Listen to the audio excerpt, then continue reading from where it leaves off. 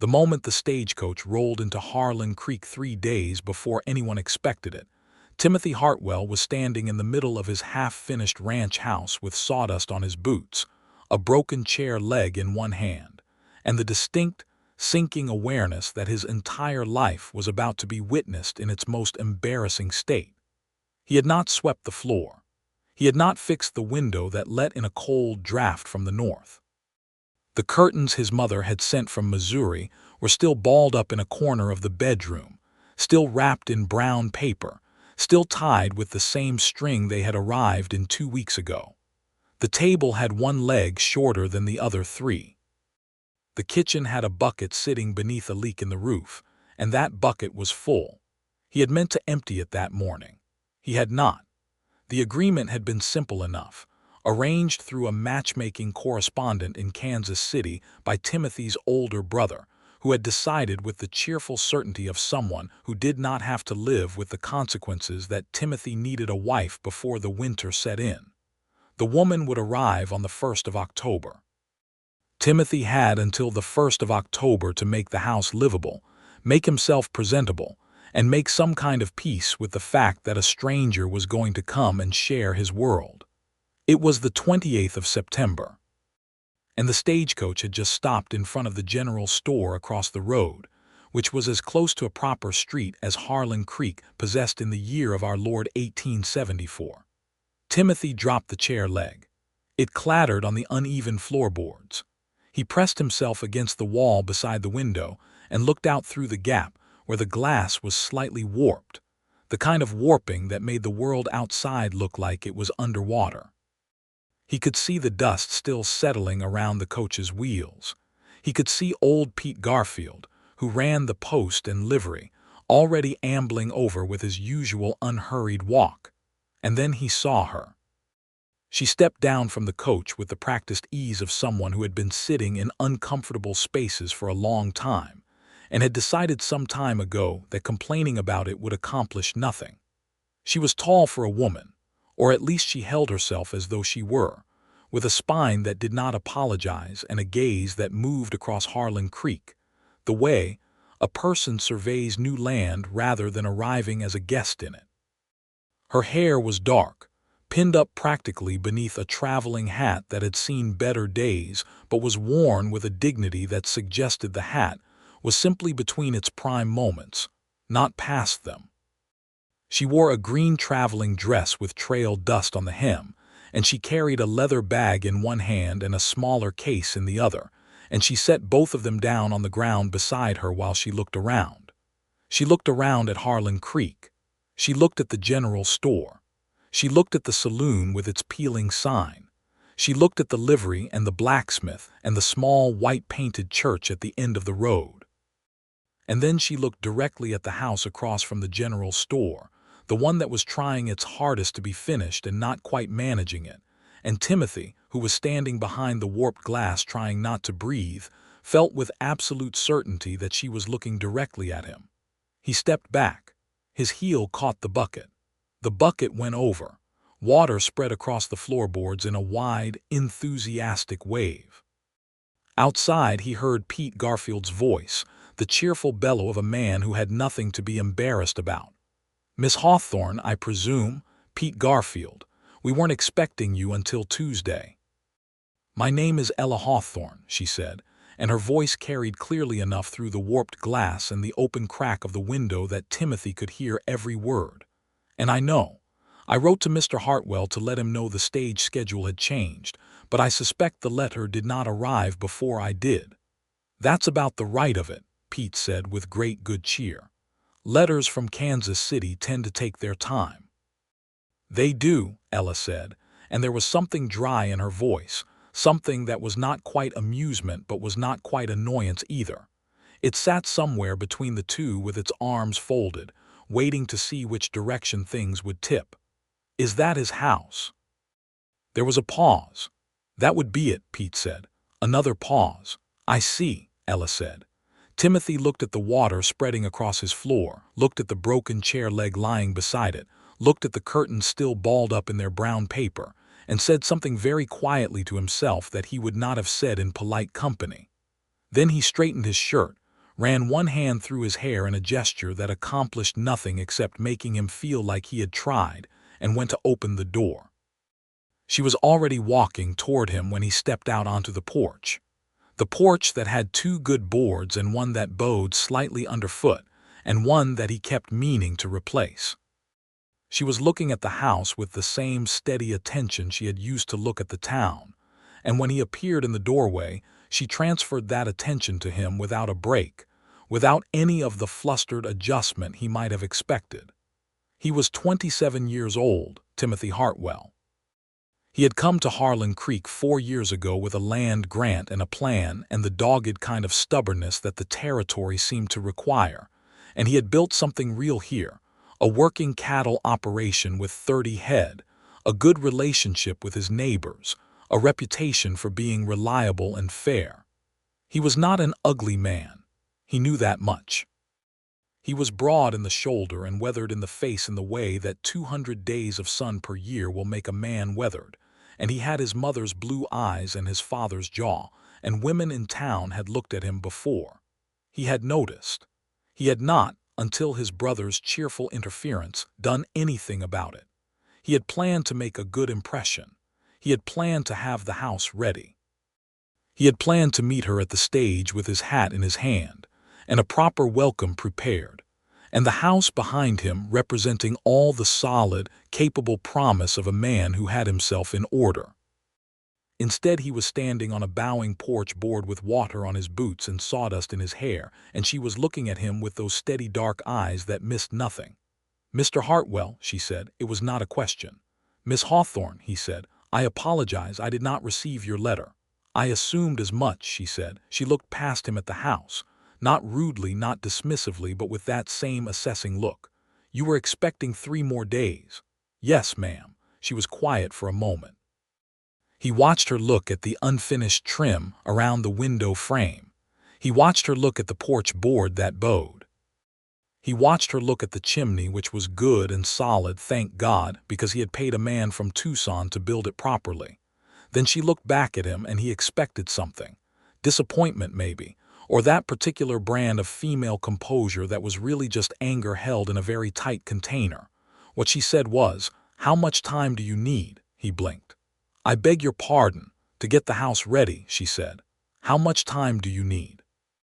"I can stay at the boarding house if there is one, or I can stay somewhere else and you can have your 3 days." She paused. "Or I could help you get there." Timothy stared at her. She looked back at him with complete patience, as though she had all the time in the world and had simply made an offer that he could accept or decline, and either way was not going to ruin her afternoon. "There is a boarding house," he said slowly. "Widow McCready runs it, it's comfortable enough." "Then I can stay there," she said. "But if you would prefer the company, and if there are things that 2 people can accomplish faster than one, I am not above rolling up my sleeves." She glanced at the window. "That curtain rod looks like it needs a second pair of hands." He did not know what he had expected from the woman his brother had found in a Kansas City correspondence ledger, the woman who had written him 3 polite letters about her background and her expectations, and her perfectly reasonable desire for a stable life with a man who intended to build something lasting. He had expected someone careful, someone who would arrive and wait to be shown around. He had not expected this. This practical, clear-eyed woman with the traveling dust on her hem who had arrived 3 days early in a town that was not ready for her, in front of a house that was not ready for her, in front of a man who was absolutely not ready for her, and who had looked at all of it and said simply that she would help. "I would be grateful," he said, and he meant it more than he had meant anything in a long time, for the company. Something shifted in her expression. Not quite a smile, but the architecture of one, the way a building looks just before the light hits it right. "Then let me get my bags," she said. Pete Garfield, who had been watching all of this from a respectable distance with his thumbs in his belt and an expression of great satisfaction, came over to carry Ella's trunk to the boarding house, where she would stay in the upstairs room with the yellow curtains, while the house across the road became what it was supposed to be. She settled her things there in under 20 minutes, left her larger bag on the narrow bed, pinned her hair more securely, changed out of her traveling dress into something more practical, and came back across the street without any of the ceremony that Timothy might have expected. She walked through the front door of his house and stood in the middle of the main room and looked at everything. She was quiet for a long moment. He stood in the doorway behind her, watching her look, and had the extraordinary feeling of being read like a letter. "The floor is wet," she observed. "I knocked over a bucket," he said. "The roof leaks there," she said, pointing at the ceiling above where the bucket had been. "Yes. That needs to be patched before it rains again." She looked at him. "Do you have the materials?" "I have shingles in the barn." "Good." She turned slowly, taking in the rest of the room. "The table leg is short. A 1/4 inch, I think. A shim will fix that." She moved to the corner and looked at the brown paper bundle. "Those are the curtains. My mother sent them from Missouri. Are they good ones?" "I believe so. I haven't opened them."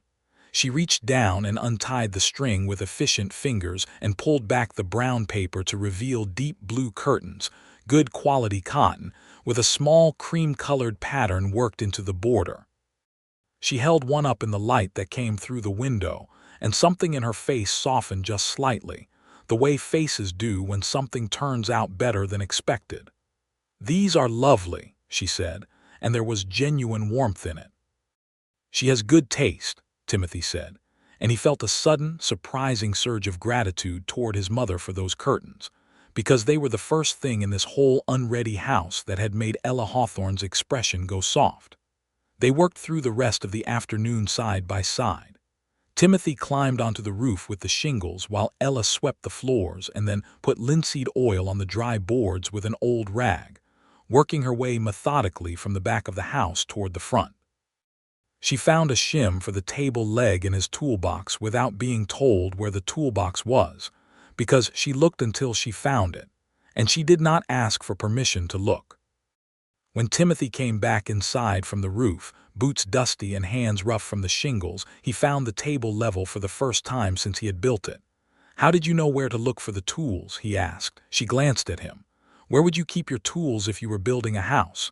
In the barn, mostly, or on the porch?" "Yours are on the porch," she said. "The toolbox is behind the good post, the one on the left side." He had not told her that. She had simply looked. He was beginning to understand that Ella Hawthorne looked at things in a way most people did not, with the kind of patient, comprehensive attention that took in the whole and the parts simultaneously and filed everything away. "I'm going to start on the curtains," she said. "Do you have a hammer and tacks?" "In the toolbox," he said, and then felt slightly foolish for saying it since she clearly already knew. She smiled at him then. The first real smile, small and quick, but real, the kind that reaches the eyes because it cannot help it. He felt it somewhere in his chest. He went to see about dinner. He was not a skilled cook, a fact he accepted without great shame since no one had ever suggested that being a capable cattle rancher and a capable cook were the same skill. But he had a side of smoked ham from the previous week, and he had potatoes, and he had a serviceable cast iron pan, and he could manage those. He heard the small, precise sounds of hammer and tacks from the front room while he worked at the kitchen stove, and he found himself listening to them with more attention than they required. When she appeared in the kitchen doorway to tell him that the curtains were up, her hair had come loose on one side, one dark strand falling against her cheek, and she had a small smear of linseed oil on her left wrist that she had not noticed. She looked across the kitchen at the pan on the stove and said, "Is that ham?" "Ham and potatoes," he said.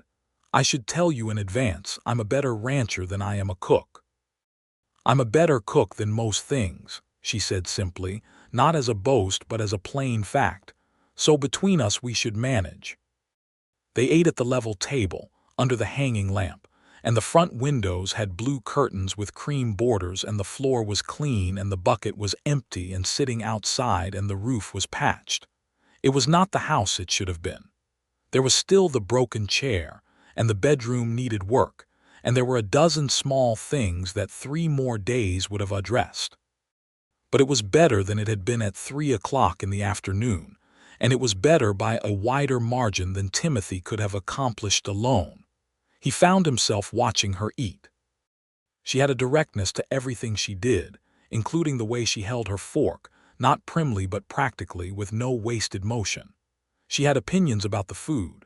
She told him without unkindness that the potatoes needed salt and that the ham was good.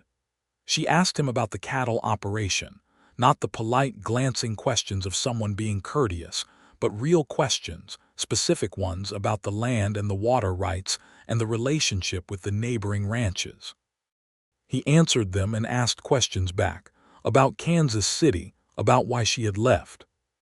"My father passed away in the spring," she said, and her voice was steady, but he heard something under the steadiness, the kind of flatness that comes from saying a hard thing enough times that you have learned to say it without breaking.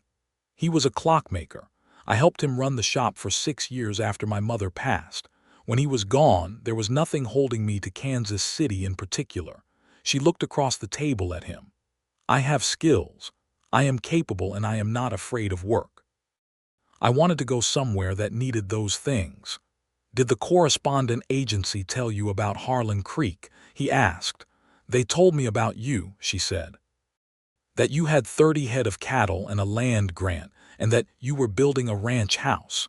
That you were looking for a practical partnership with room for it to become something more." He had written that. He remembered writing it with the self-consciousness of a man composing a letter he was not sure how to write, trying to be honest without being stark about it. He was looking for a wife, not just a housekeeper or a mother for children he did not yet have, but a real partner, someone who would be in it with him, who would look at the same piece of land and see the same future. "Do you think you might find it here?" he asked. "A place that needs what you have?" She looked around the room, at the curtains, at the level table, at the cast iron pan still on the stove, and then at him steadily with those dark eyes that missed nothing. "I think I might," she said. The next morning she was up before he was. He came out from the back room, where he had slept on a bedroll since the bedroom wasn't ready, and found her standing in the kitchen with the stove already lit and coffee already on, wearing a plain working dress and her hair braided back, studying the leak in the roof above the kitchen worktop that he had not told her about because he had not gotten to it yet. "There's another one," she said without turning around. "I know," he said. "Same problem, shingles, probably. You'll want to get up there before the afternoon," she said, "because the sky looks like it might do something by evening." He stood in the doorway and looked at her in his kitchen with his coffee on his stove and felt something he was not entirely sure how to name. It was not the dizzying, destabilizing feeling that men in novels described, the kind of feeling that made them walk into walls and forget their names. It was something quieter than that, but deeper, the way a river is quieter than a rainstorm, but goes farther down. It was the feeling of recognizing something, of seeing a shape you did not know you had been looking for and realizing only when you find it that you had been looking. "I'll get up there after breakfast," he said. "I'm going to make biscuits," she said. "Do you have flour?" He had flour. She made biscuits. He ate 3 of them and decided he was going to have to do something about being a better cook, or he was going to spend the rest of his life eating biscuits that were not made by him and being grateful for it. The second day was not just work. The second day had things in it that Timothy did not expect.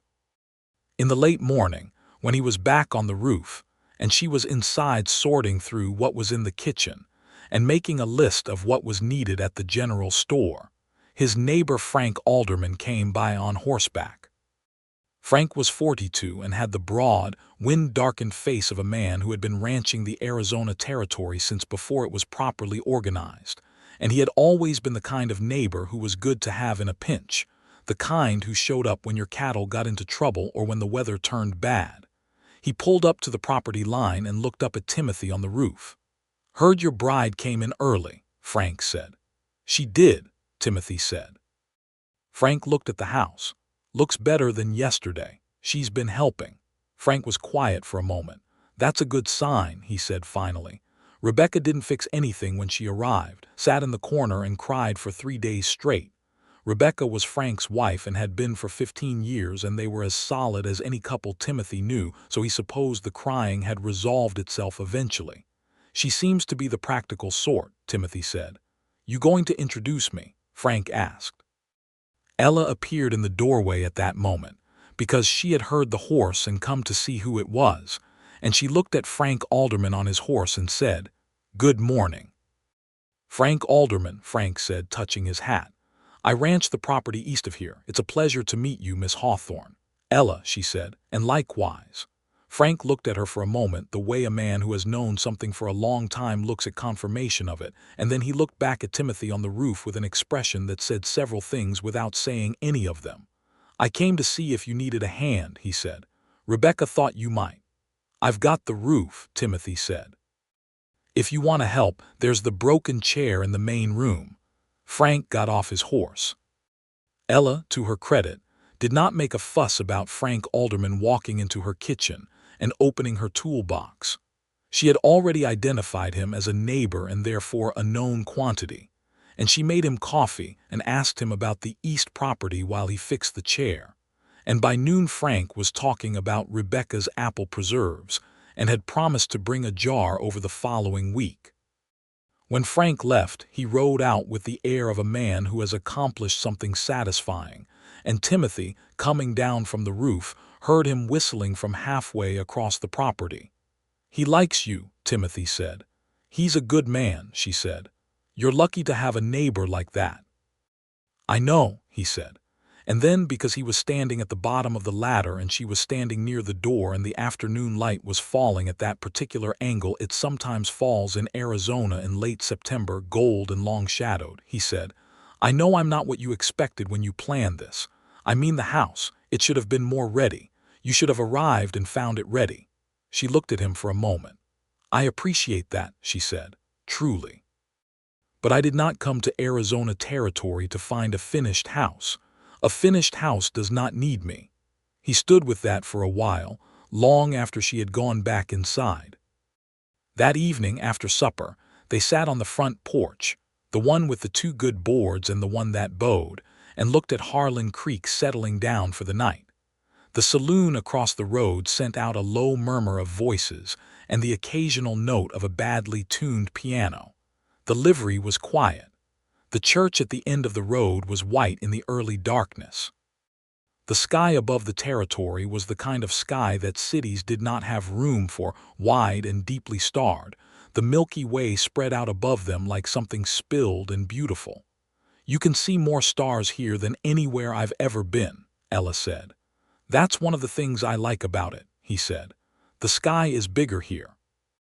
"The whole country is bigger here," she said. "Back in Kansas City, everything was close together, the buildings pressed in. Here it feels like there is room for things." "Room for what kinds of things?" She thought about it. "Room for what you actually are," she said, "rather than what everyone around you has decided you are."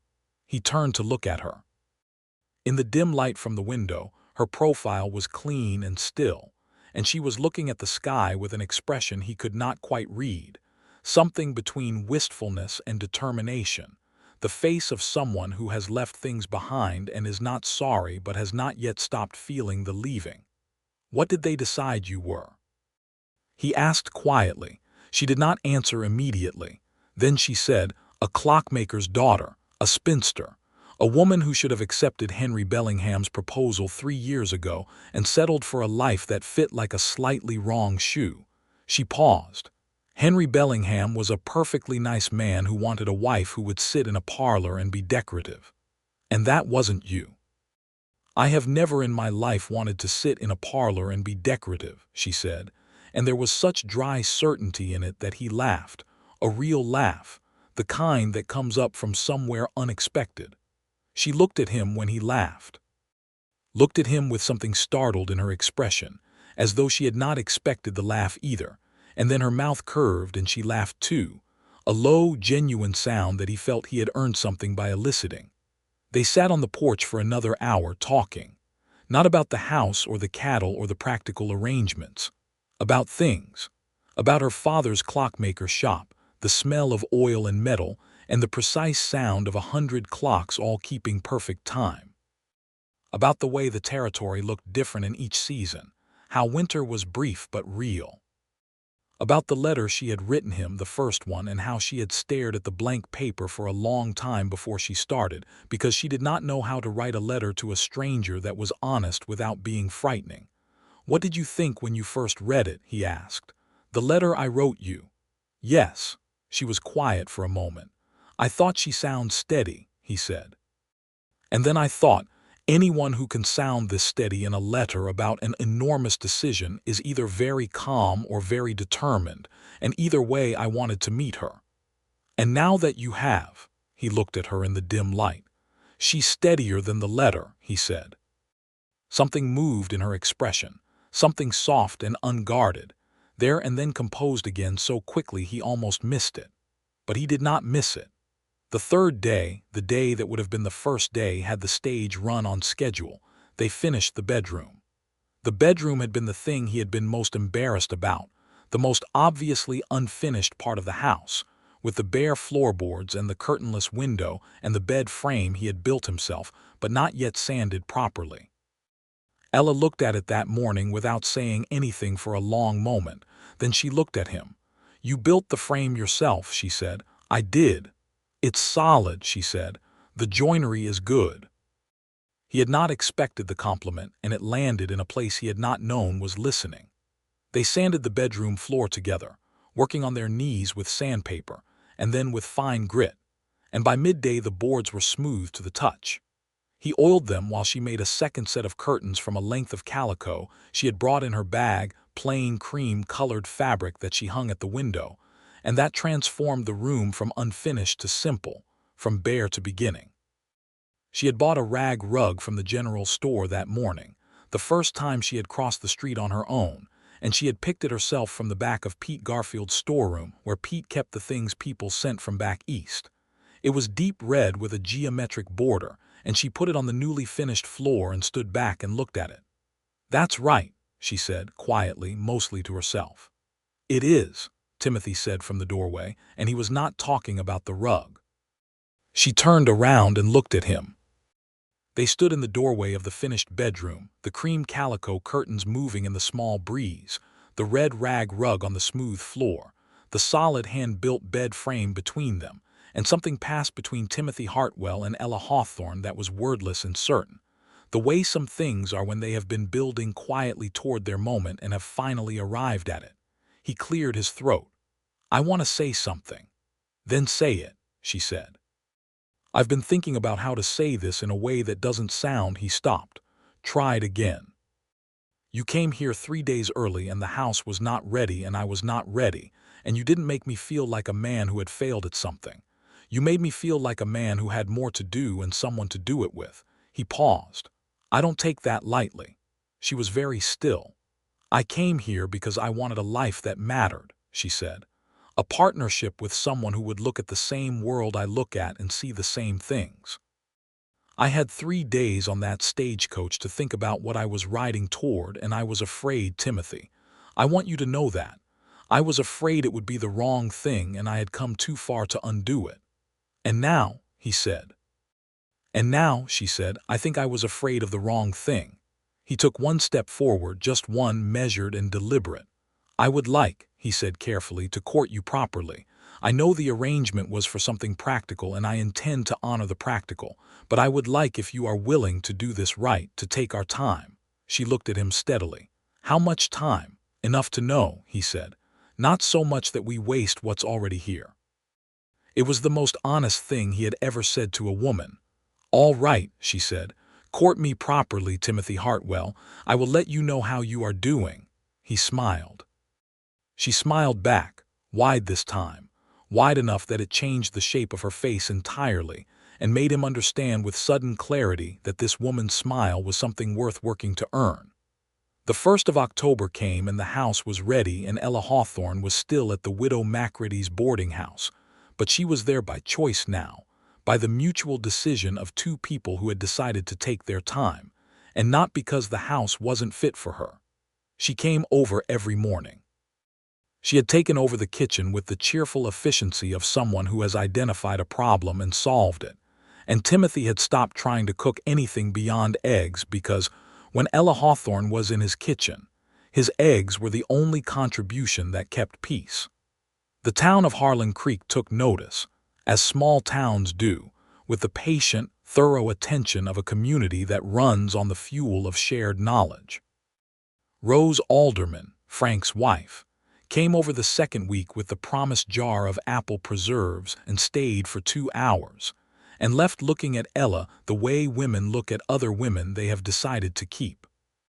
Rose was 38 and practical and sharp-tongued in the warm way of people who only bother being sharp with people they like, and she declared within the first 20 minutes that Ella's biscuit recipe was the best she had encountered since her own grandmother's. High praise, Ella told Timothy later, back at the house. From Rose, it's about the highest there is, he confirmed. The minister, Reverend Booth, a spare, serious man of 53 who ran the small white church at the end of the road, and also taught the town's few children their letters and numbers in the same building, came by the third week and spoke to both of them with the measured courtesy of a man who was performing a small investigation, without appearing to do so. He asked Ella about her faith and her background and whether she had been confirmed, and he asked Timothy about his intentions, which he phrased as asking about his plans for the property, but which Timothy understood perfectly. After Reverend Booth left, Timothy said, "He wanted to know if I intend to marry you." "I know," Ella said. She was darning one of his shirts, which she had taken upon herself to do with the matter-of-fact approach she took to everything that needed doing. "What would you have told him if he had asked directly?" "I would have told him yes," Timothy said.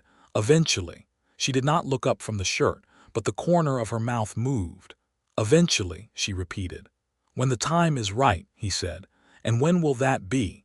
He sat down across the table from her. The level table on the good chairs, one of which was the one Frank Alderman had fixed. "I want you to be certain," he said. "I want you to look at this life and at me and be certain, not because the stagecoach already brought you here, not because it was the arrangement, but because it's what you want." She put down the shirt. She looked at him fully with the whole of her attention. "Timothy," she said, "I want to tell you something and I want you to hear it properly." "All right." "I have been certain since the second afternoon," she said. "Since the roof and the curtains and the level table. Since you told me you wanted to do this right and meant it, I have been certain." She paused. "I was not going to be the one to rush you." He stared at her. "You have been certain since the second afternoon," he repeated. "Yes, and you have been waiting for me. I have been patient with you," she said, picking up the shirt again, "which is not the same thing." Timothy sat back in his chair and looked at the ceiling and then looked back at her and said, "Ella Hawthorne, would you—" "Not while I'm darning your shirt," she said. "What?" "If you're going to ask me something important," she said, "I'm not going to be in the middle of darning your shirt when you do it." He looked at the shirt in her hands. He stood up. He went to the door and opened it and looked out at Harlan Creek in the October afternoon. He looked at the sky, which was the brilliant, deep blue of the territory in the dry season, with a hawk circling somewhere high up above the ridge. He closed the door. He came back to the table. He sat down. "Are you done with the shirt?" he asked. "Not remotely," she said, and the laughter in her voice was rich and real and aimed directly at him. He waited. He was a patient man, a man who had built something from raw land and 30 head of cattle and sheer stubbornness, and he could wait.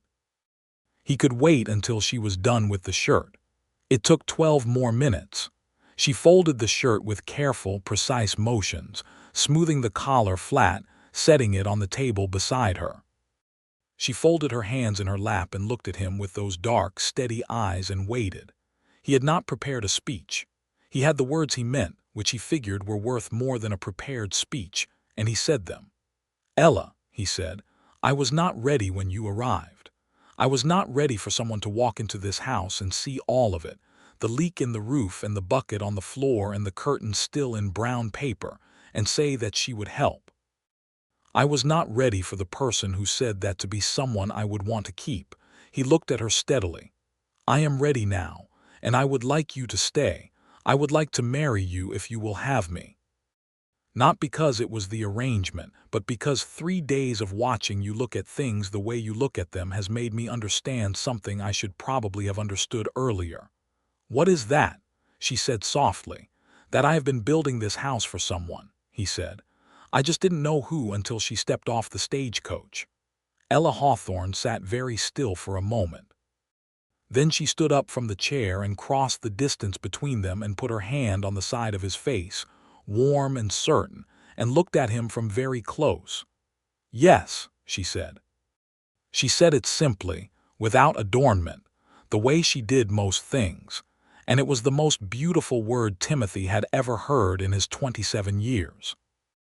They were married on a Saturday in November, in the small white church at the end of the road in Harlan Creek, with Reverend Booth presiding and Frank and Rebecca Alderman as witnesses, and old Pete Garfield in the front pew looking so proud you would have thought he had arranged the whole thing himself, which he had not, but he had certainly not gotten in the way of it. Ella wore a dress that she had made herself in the weeks between the proposal and the wedding, ivory cotton, with a fitted bodice and small mother-of-pearl buttons that had been her mother's, from a dress of her mother's that she had kept all these years in the leather bag she traveled with. She had sewn the buttons on with careful, deliberate fingers, keeping one button back, keeping it in the small wooden box where it had been for 22 years since her mother was alive, because some things you keep. Timothy wore his best shirt, which was the one Ella had darned, and his good hat, which he held through the ceremony, and he stood at the altar with the particular stillness of a man who has stopped moving because he has arrived somewhere. When Reverend Booth said, "You may now kiss your bride," Timothy turned to Ella and she turned to him, and they stood very close for a fraction of a second, both of them very aware of the 15 people in the pews behind them and the solemnity of the moment and the strangeness of all the weeks behind them. And then Ella put her chin up slightly, and he kissed her, gentle and brief and entirely real, and the 15 people in the pews made a collective sound of approval that echoed in the small white church. Rebecca Alderman wiped her eyes. Frank looked at his wife doing this and cleared his throat very deliberately and looked straight ahead. The reception was held in the street between the church and the general store, because the weather was still mild, and the street was the biggest flat space Harlan Creek had, and Pete Garfield had moved barrels from the livery to serve as tables, and someone had brought out the piano from the saloon, which sounded better in the open air than it ever had inside. There was food. Rose Alderman had organized the food with the decisive authority of a woman who knows that organizing things is not a favor she does but a skill she deploys. And there were pies and bread, and a roasted side of beef that Frank had contributed, and enough preserves of every kind to feed the town twice over. There was a jug of something that Pete Garfield had acquired from a man passing through, and that he described with careful vagueness as a regional product, and it was shared among the men with the cheerful recklessness of celebration. Timothy stood near the edge of the gathering at one point, looking at his wife talking to Rose Alderman and 2 other women whose names he knew and whose regard he understood was being transferred to Ella in real time, and he felt a thing he had no particular vocabulary for, a vast, quiet thing, like standing on high ground and looking at a country you own. Not possession, belonging. The sense that you are in the right place and the right time with the right person and the world has aligned itself around you for this moment, and you should be wise enough to know it for what it is. Ella caught him looking. She looked back at him across the distance of the celebration, across the barrels and the pie and the badly tuned piano that was now being played with enormous enthusiasm by a boy from Frank's ranch who had more energy than skill. She raised one eyebrow. He smiled. She smiled back, that wide smile that changed the shape of her face, the one he was going to spend a long time earning and re-earning and being grateful for. And then she turned back to Rose and continued the conversation that was clearly important and that he was clearly not needed for. He went to stand with Frank and Pete and the jug of something Pete had acquired from a man passing through, and felt that warm, groundswell certainty that this was his life, and it was a good one. Winter came to Harlan Creek in December with a clean, cold clarity, frost on the water trough in the mornings, and the smell of snow on the north wind that had not yet delivered but was considering it. Timothy's cattle did well through the early cold. He had hay enough cut and stored through October, and the cattle were hardy stock, bred for the territory, and they moved through the winter pasture with the bovine equanimity of animals who have been given enough and require nothing more. Ella learned the cattle. She had not known cattle before, the rhythms of them, the particular language of animals that moved in groups and had hierarchies, and were, when you learned to read them, entirely legible. She came out to the pasture on the second week of December and stood at the fence with her coat buttoned to the collar and her breath making small clouds in the cold air and watched them. "Which one is the matriarch?" she asked. Timothy pointed to a large, broad-faced red and white cow who was, at that moment, standing in the approximate center of the group with the bearing of a judge in session. "I call her Mrs. Grant," he said. Ella looked at Mrs. Grant. "Good name," she said. "She runs the rest of them. If Mrs. Grant is content, the others are content. If Mrs. Grant is agitated, you find out why before anything else." Ella nodded, as if filing this information where it would be useful. Which it would be, he was already beginning to understand. Ella Hawthorne filed things where they would be useful and then used them, with the long, steady memory of someone who paid attention. She began coming out to the pasture every few days, not to work the cattle, but to watch them. Timothy watched her watching them. He saw the point, about a week in, where she identified each one individually, where the cattle went from a group to a set of individuals in her reading of them, and he knew that from that point she was learning the real language of it. She asked him questions about the operation, about the economics of it, about the cost of winter feed against the price of beef in Tucson, about whether the herd should grow or hold, about the water rights he held on the creek that ran along the south edge of the property. They were not the questions of someone doing due diligence on an investment. They were the questions of someone who intended to understand the whole and to participate in it. He had not had anyone to think about these things with before. His neighbor Frank was a sound sounding board, but Frank's operation was different, more established, with different challenges. His brother back in Missouri offered advice by letter, which arrived with the reliability that characterized letters from Missouri, which was to say, eventually and often after the question had resolved itself. Ella thought differently than he did. He worked from the ground up, from specific problems to general principles, which was the rancher's way, the way of someone who deals in particular cattle and particular water and particular weather. Ella worked from principle to application, saw the pattern before the specific instance, and this sometimes meant she saw things he did not see, and sometimes meant she was wrong in ways that the ground contradicted. And when she was wrong she said so, directly, without drama, and amended. He told her this one evening, sitting by the fire in the main room, the blue curtains closed against the December dark. He told her that she thought differently and that he found it useful. That it was one of the things he was most grateful for in the whole new arrangement of his life. She looked at him from the other side of the fire. She had a book in her lap, one she had brought in her bag from Kansas City, a thick, worn volume with a cloth cover that she read a few pages of most evenings, and she had her finger in the page to hold her place. "I find you useful too," she said, and the dryness in it was the dryness of a woman who is saying something warm in the language of practicality because that is the language she trusts. "Only useful," he said. "Also occasionally handsome," she said, looking back at her book, "when you've recently washed." He laughed. She kept her eyes on the page, but the corner of her mouth moved. They had gotten good at this, at the particular conversation that has layers in it, that says things in two directions at once, the surface meaning and the real one underneath. It was the conversation of people who have learned each other, who have taken the time they promised themselves they would take and found that time well spent. It was December, a month after the wedding, when Timothy first said the real thing out loud. They were washing dishes after supper, which was a task they shared because Ella refused to do it alone, and Timothy had learned early that insisting otherwise was an argument he would lose for reasons he found perfectly reasonable.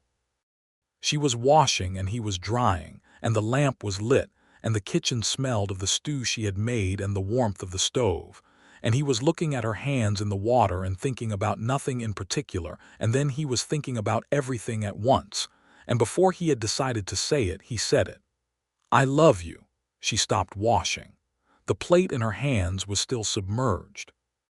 Then she lifted it from the water and handed it to him to dry without turning around, and she said, "I know." He stood with the plate. "You know," he said. "Yes." She picked up the next plate. "I have known for some time. That I love you, or that you both," she said. She turned to look at him then with those steady dark eyes, and her expression was the most open he had seen it, open and warm and certain in the way that only things that have been true for a while and finally been spoken are. "Both, Timothy." He set the dry plate down and leaned over and kissed her temple, the place where her hair met her forehead, and she stood very still and then tilted her head slightly toward him, and they stood in the kitchen with the lamp burning and the stew smell in the air and the December dark outside, and it was as close to perfect as Timothy Hartwell had ever felt. "I love you," she said, quietly, into the warm space between them. It was the first time she had said it first. He kept the plate on the shelf where it belonged, and thought that there was nothing in the territory he would trade this moment for. The spring of 1875 came with all the drama the territory could arrange, which was considerable. There was a late cold snap in early March that killed half of Frank Alderman's kitchen garden and frosted the creek for 2 days. There was a flooding in the lower pasture when the snowmelt came off the ridge faster than expected, and Timothy spent 3 days moving cattle to higher ground and rebuilding the fence section the water had taken out, and came back into the house each evening with mud to his knees and a kind of bone-deep tiredness that Ella met with hot food and dry clothes laid out, and the particular form of attention she gave him when he was spent, which was not fussing, never fussing, but a steady, warm presence that asked nothing of him that he did not have to give. One evening in March, after the flooding but before the fence was fully done, she came out to the pasture fence where he was working in the late afternoon and stood beside him and picked up a spare length of wire and helped him thread it through the post. And they worked together in the quiet of the evening with the muddy water still running in the low corner of the pasture. And he thought that there were people who had been married 20 years and had not arrived at this wordless, sufficient togetherness. The town was growing, slowly, the way frontier towns grow, one building at a time with the gapped, irregular pace of a place still deciding what it wants to be. A doctor came in April, a young man from Philadelphia named Dr. Samuel Crane, who arrived with a medical bag and 2 cases of books and looked around Harlan Creek with the expression of a man who has made a decision. He is going to stand by regardless of what the evidence currently suggests. He set up a surgery in the back room of the building next to Pete Garfield's general store, and within 2 weeks he had treated a broken arm, a case of what everyone was calling the persistent cough that had been going around, and a wound on the hand of a cowhand from the Bradley Ranch who had been on the wrong side of a heated disagreement about cards. He was methodical and careful and took detailed notes on everything, and Harlan Creek decided it liked him. Ella liked him. She brought him food twice in his first month, the way people bring food to new arrivals as a form of welcome and assessment, and came back each time reporting that he was serious and skilled, and did not talk down to women when they had questions about medicine, which she had learned by having questions. "What were you asking him about?" Timothy asked. She gave him a particular look, the kind she had not given him before, a look with a layer of meaning in it that he could not quite access yet. "Medical things," she said. He looked at her. She looked back at him with that layered expression. "Ella," he said slowly. "Yes," she said. "Are you?" "I think so," she said. Dr. Crane confirmed it this afternoon. The world did something behind Timothy's eyes, a kind of reshuffling, a rearrangement of everything he thought he knew about the size and shape of his life. He stood in the main room of the ranch house with the blue curtains and the level table and the rag rug in the bedroom, in the house that Ella had helped him finish, and then made into something real. And he looked at the woman who had stepped off a stagecoach 3 days early and changed the entire direction of his existence, and he felt himself expand. "A baby," he said. "Baby," she confirmed. He crossed the room and took her face in both hands carefully, as though something precious and astonishing had been handed to him. She looked back at him from between his hands with those steady eyes that were steady now but had something lit in them, something that had been lit in them for a while and that she had been keeping quietly, and he understood that she had been holding this news with her characteristic patience, waiting for the right confirmation before she said it. "Are you well?" he asked. "Are you feeling—" "I am fine," she said. "I am very well. I have been slightly sick in the mornings, but it passes. I am fine, Timothy." "You should tell me when you are sick in the mornings," he said. "And what would you do about it?" she said with that gentle dryness. "I would—" He stopped. "I don't know, I would be there." "I know you would," she said softly. "That's why I didn't feel I needed to tell you. I knew you were there." He pulled her close and held her, his chin on the top of her head, and she put her hands flat against his chest and stood inside his arms with the particular ease of someone who has been in a place long enough to know it is safe. "We're going to need a larger table," she said into his shirt. He laughed, the deep, rising laugh of a man who cannot contain how happy he is, and held her tighter. Summer arrived with the full force that Arizona Territory summers employ, which is to say it arrived like a physical presence, pressing down from a sky that went white with heat by midday. The mornings were still bearable, even beautiful, with the light coming sideways across the scrub and the shadows long and blue, and everything sharp and clear in the way that the territory does clarity best. By noon the shade was a matter of survival, and the cattle stood in whatever shadow the scrub oaks provided, and did not move more than was necessary. By evening the heat relented by degrees, and the night came cool enough for sleeping. Ella moved through the summer with the same practical steadiness she moved through everything. She did not complain about the heat, but she was sensible about it, working in the mornings and resting through the worst of the midday and coming back to things in the evening. She grew a kitchen garden on the east side of the house, in the spot she had identified in April as having the right drainage and the afternoon shade from the roof overhang, and she coaxed from it. With the patient attention she gave to everything, she decided to grow tomatoes and squash, and a line of beans that ran up a cord she had strung between two stakes. Timothy built her a better frame for the beans when he saw what she was doing, a proper trellis, and she thanked him with the warmth of someone who notices effort specifically. In June, a man named Earl Dawson came through Harlan Creek. He came on a horse that was too thin and wearing an expression that sat somewhere between trouble and the expectation of it. He stopped at the saloon and drank through the afternoon, and got into a conversation with 3 cowboys from the Ridge Ranch that became an argument that became a thing that required Pete Garfield to come over from the livery and several men to get involved. Nobody was seriously hurt. Earl Dawson was escorted out of the saloon and pointed down the road south with his horse, and a strong communal suggestion that he continue. This was the kind of thing that happened occasionally in a town like Harlan Creek, in the territory in the 1870s, and it was handled the way such things were usually handled in towns that were too small for law and too established for complete lawlessness, through the collective weight of community consensus, which is a less elegant but frequently adequate substitute. Timothy had been one of the men who made the suggestion to Earl Dawson, and he came home with his knuckles slightly scraped from the door frame of the saloon. Ella looked at his hand. "Are you hurt?" she asked. "It's nothing," he said.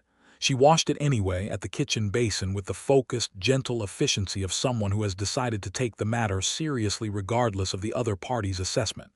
He sat on the kitchen stool and let her and watched her face while she worked, the small furrow between her brows that appeared when she was concentrating on something specific. "It really is nothing," he said. "I know," she said, not looking up. "I am washing it anyway." "Thank you," he said. She looked up at the sincerity in it. "You are welcome," she said quietly. July brought the deepest heat, and the news from Frank Alderman that there was a man in the county who was claiming a section of the water rights on the creek that ran along the south edge of Timothy's property, a claim that was either ignorant or opportunistic, and which required a trip to the county seat at Tucson to establish that Timothy's documentation was in order and the claim was unfounded. Timothy made the trip to Tucson on a Tuesday in mid-July, 3 days ride and 3 days back, which meant a week away. He had not been away from the ranch for more than a day since the wedding. He had not been away from Ella for more than an afternoon. He rode out on a Tuesday morning and Ella stood on the porch and watched him go, and he turned in the saddle twice to look back and she was there both times, one hand raised, steady. The week in Tucson was successful, in that the water rights documentation was clearly Timothy's, and the county clerk said so with the brief finality of a man who has seen this kind of attempted opportunism before and has no patience for it. The claim was dismissed. Timothy had a letter confirming it before he left Tucson on the Thursday and was back in Harlan Creek by the following Tuesday evening, 1 day ahead of his estimated return. When he rode in at dusk, Ella was in the kitchen. He could see the lamp through the window and smell something cooking from 20 yards away. He put the horse in the barn and unsaddled him and watered and fed him, which took 20 minutes that felt much longer, and then he came across the yard and knocked on the kitchen door, which was his own kitchen door, but he knocked because she had not heard him come in and he did not want to startle her. She opened the door and looked at him. "You're early," she said. "I got done faster than expected," he said. She stepped back from the door to let him in, and as he passed her she put her hand briefly against his arm, just one moment of contact, and he stopped walking and turned, and she looked up at him, and he looked at her, and then he put his arms around her and held her there in the kitchen doorway with the lamp burning and the supper on the stove, and she put her face against the side of his neck and held back. "I missed you," he said into her hair. "I know," she said, her voice muffled. "I missed you too." "I did not like being away," he said.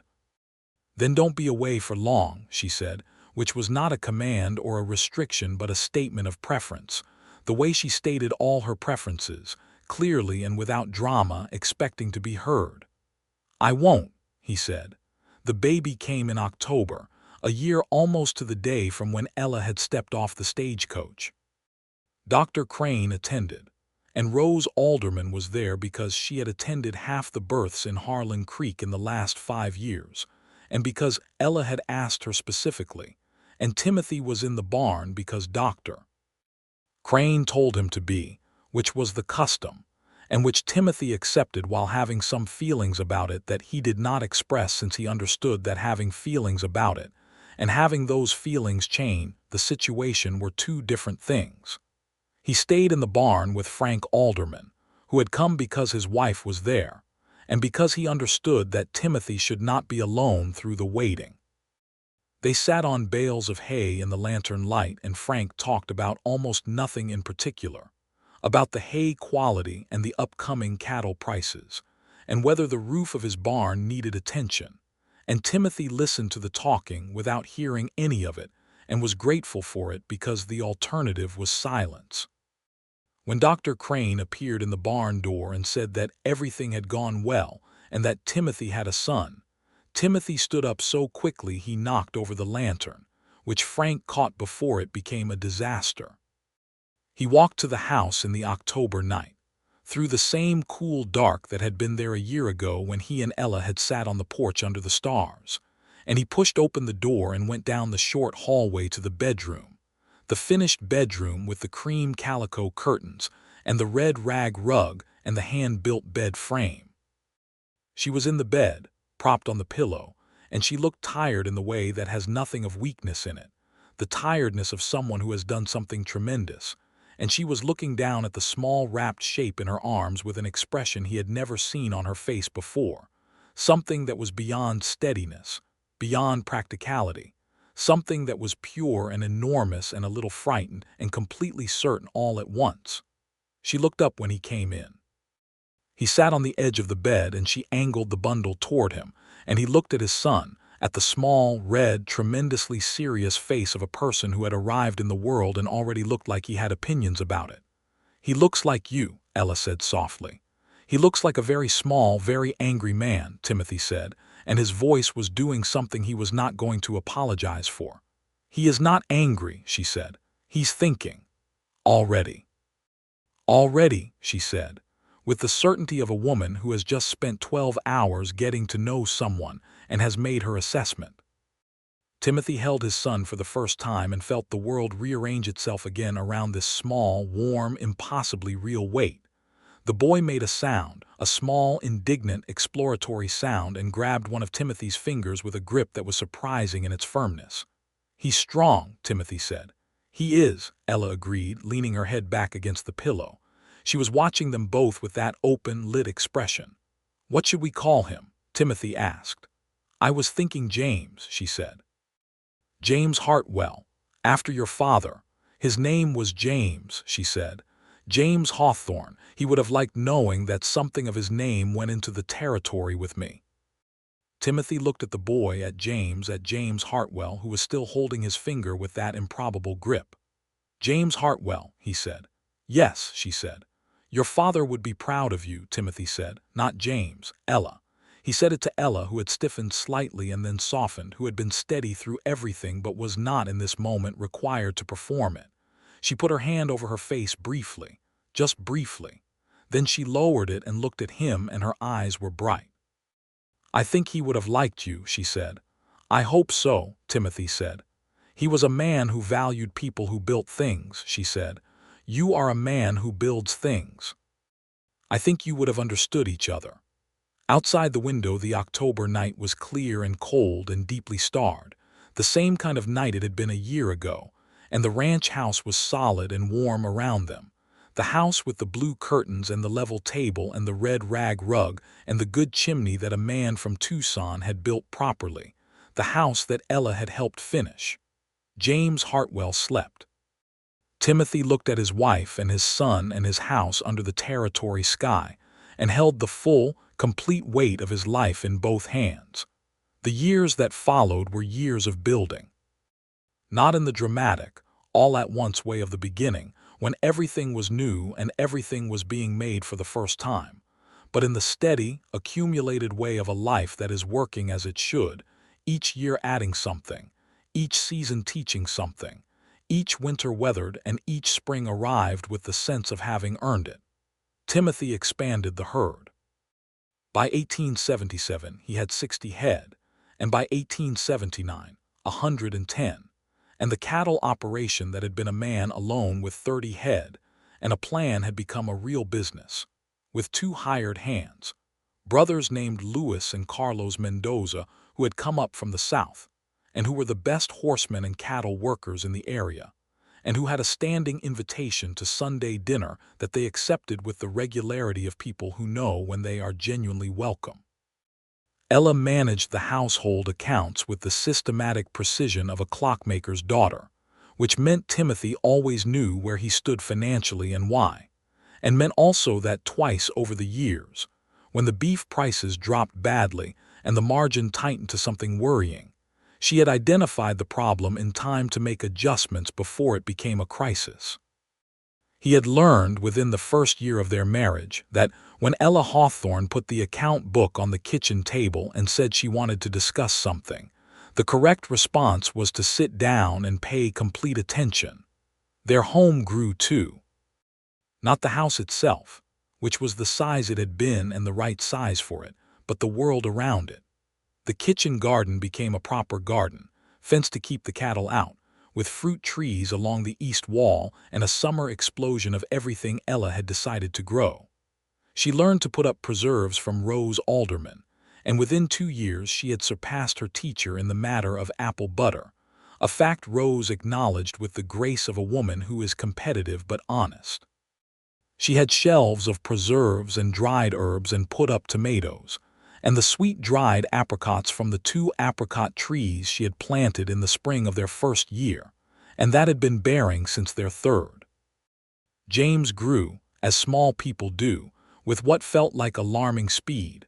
From the furiously thinking infant in the bedroom with the rag rug to a toddler who walked with enormous purpose toward everything that interested him, which was essentially everything, and who said his first clear word, which was cow, in front of Mrs. Grant at the pasture fence, while Ella held him on the rail and Timothy stood behind them both.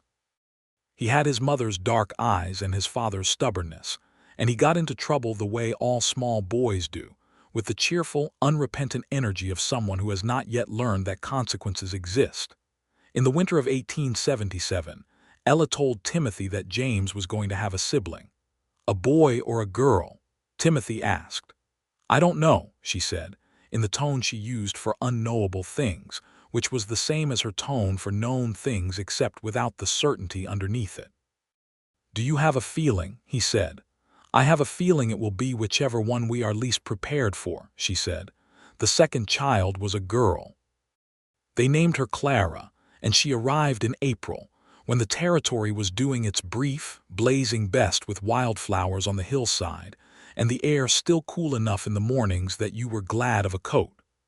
Clara was smaller than James had been, and darker, and from the beginning she had a quality of observation that Ella recognized and said, quietly, was familiar. "She watches everything," Ella said, not long after Clara was born, looking at her daughter with the full attention she gave to things that interested her most. "Like her mother," Timothy said. Ella looked at him. Something passed through her expression, warm and complicated. "Like her mother," she agreed. James, who was 2 years old and had not entirely come to terms with not being the only center of the universe, went through a period of roughly 3 weeks during which he expressed his feelings about the situation by getting into things he was not supposed to get into with greater frequency and creativity than usual. Timothy managed this with the patience of a man who found even his son's wrongheadedness somewhat admirable. Ella managed it by being consistently present and giving James specific, important responsibilities in the care of his sister, which satisfied both his sense of consequence and his natural inclination to organize things, and which resolved the 3 weeks into an afternoon of great clarity, where James decided that having a sister was acceptable and possibly even useful. Frank and Rebecca Alderman had a third child that same year, a boy named Thomas, and the two families spent summer Sundays together on a rotating basis, the children growing up in the comfortable familiarity of families who have chosen to be close, and whose choice has been confirmed over the years into something as natural as gravity. Frank and Timothy had spent enough hours at fence lines and through enough difficult seasons to have the friendship that is built on actual experience, the kind that does not require maintenance because it is structural. Rose Alderman remained Ella's closest friend in Harlan Creek, the relationship evolving from the early cordiality of neighbors into the deep, tested bond of women who had seen each other through difficulty. When Rose's youngest had a bad winter with a chest illness, it was Ella who came every day, who sat with Rose through the frightening nights and who brought food and who, when the worst of it passed and the child recovered, was the person Rose wept with in the kitchen while the men were outside not talking about it. When Ella's second pregnancy was difficult in the middle months, Rose was there. Harlan Creek itself changed through the late 1870s and into the 1880s. The territory's statehood was still ahead, but the ground was shifting. More settlers came through. The road that had been a wide dirt track became something more intentional, with regular stage service and eventually talk of a telegraph line. A second church appeared, a Methodist congregation, which created the minor social drama of small towns everywhere, and was resolved with the mild pragmatism of people who have more important things to contend with. Timothy watched these changes with the perspective of a man who had been there long enough to remember when there was less, and who understood that the territory was in the middle of becoming something, that the wildness of it was being shaped by the presence of people who intended to stay. He thought sometimes about the complexity of that, about the land that had been someone's before it was anyone's to grant, about the Apache people and others who had lived in the territory for generations, and whose dispossession was part of the same machinery that had brought him here, that had brought his land grant and his cattle and his house. He thought about this honestly, the way honest people must think about hard things, acknowledging what was true rather than looking away from it. He talked to Ella about it one evening, sitting by the fire. "I think about it," she said, "what it costs for one person's beginning to be built on another's end." "There's no clean answer," he said. "No," she agreed. "But seeing it is better than not seeing it, and how you act in what you build matters." She paused. "The land is not going back. But the people who are still here, the way they are treated, what is owed to them in simple decency, that is still a matter of choice." He sat with that. It was one of the things he admired most about her, that she did not simplify the things that were not simple, but she did not use complexity as an excuse for doing nothing either.